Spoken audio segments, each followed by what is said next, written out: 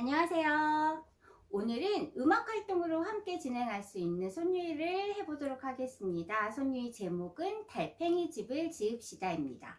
이 손유이는요, 총 4가지 버전을 알려드리도록 하겠습니다. 첫 번째부터 함께 해보도록 할게요. 하나, 둘, 셋, 넷. 달팽이 집을 지읍시다. 어여쁘게 지읍시다. 점점 크게, 점점 크게, 점점 작게, 점점 작게. 달팽이 집을 지읍시다. 어여쁘게 지읍시다. 굉장히 쉽죠? 이 달팽이 집을 지읍시다는 우리가 아주 잘 알고 있는 작은 별 그 음의 가사만 다르게 붙인 거기 때문에 아이들이 쉽게 따라할 수가 있습니다. 그리고 손유희 동작도 굉장히 쉽잖아요. 그래서 영아들도 잘 따라할 수가 있어요. 하지만 이 손유희를 하기 전에 이 손유희 첫 번째에서는 점점 크게와 점점 작게가 나오잖아요. 그렇기 때문에 큰 소리와 그 다음에 작은 소리를 먼저 안 후에 점점 크게와 점점 작게를 진행하시는 게 더 좋겠죠. 그리고 선생님들은 알아두실 것은 점점 크게가 뭐였죠? 우리가 크레셴도, 그리고 점점 작게는 데크레셴도에 대해서 이것을 하는구나 라는 것을 먼저 인지하시면 좋을 것 같습니다. 두 번째 버전은요, 음악에 이제 방금 전에는 샘열림을 알 수 있는 것에 대해서 나왔다면 이 두 번째에서는 빠르기에 대한 것을 한번 해보도록 하겠습니다. 하나, 둘, 시작! 달팽이 집을 지읍시다. 어여쁘게 지읍시다. 점점 빠르게, 점점 빠르게, 점점 느리게, 점점 느리게. 달팽이 집을 지읍시다. 어여쁘게 지읍시다.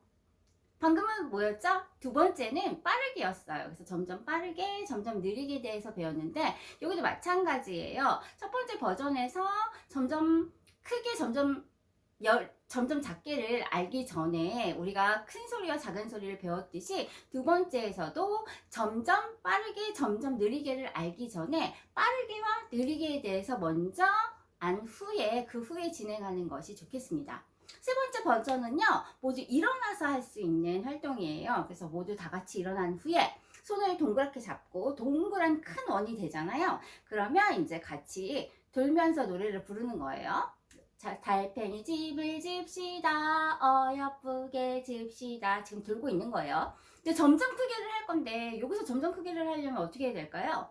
그렇죠. 점점 크게 하려면 뒤로 가야겠죠. 점점 크게, 점점 크게. 반대로 점점 작게 할 때는 점점 작게, 점점 작게 이렇게 모여들 수가 있겠죠. 그래서 달팽이 집을 집시다. 어여쁘게 집시다. 이렇게 진행할 수가 있겠습니다. 그런데 일어나서 할 때는 빠르게 할 때 좀 조심하셔야 돼요. 점점 빨라졌다, 점점 느리게 할 때 아이들이 이제 막 서로 막 부딪힐 수가 있거든요. 그래서 그 부분을 좀 유의하시면 좋을 것 같습니다.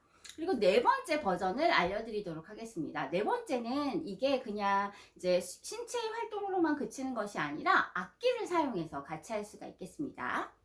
그러면 어떤 악기든 상관이 없어요. 그래서 소고여도 되고 탬버린이어도 됩니다. 그래서 우리가 쉽게 우리 주변에 있을 수 있는 악기를 가지고 진행을 하실 수가 있어요. 그래서 탬버린도 없고 소고도 없다. 그러면 냄비로 진행을 하셔도 됩니다. 그래서 두드릴 수 있는 것은 무엇이든지 괜찮아요. 두드릴 수 있는 것을 가지고 와서 한번 같이 해보도록 하겠습니다.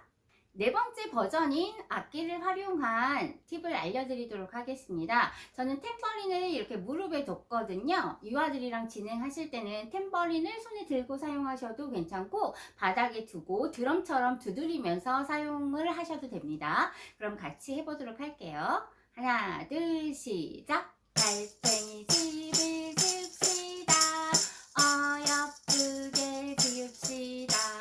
점점 크게, 점점 크게, 점점 작게, 점점 작게. 달팽이 집을 집시다. 어여쁘게 집시다. 처음에 우리가 손유희를 할 때 점점 커지는 것, 점점 작아지는 것 다음으로 빨라지는 것도 했었죠. 그래서 여기서도 악기를 두고 점점 빠르게도 진행할 수가 있고 점점 느리게도 진행할 수가 있습니다. 그리고 요 탬버린은 무릎에 두는 것이 아니라 이렇게 들고도 점점 크게 점점 작게도 이용할 수가 있겠죠. 그래서 유아들이랑 이제 손유희를 할 때 다양한 버전으로 활용한다면 유아들이 지루하지 않고 재밌게 경험할 수가 있을 것입니다. 그럼 다음 시간에 또 만나요. 안녕.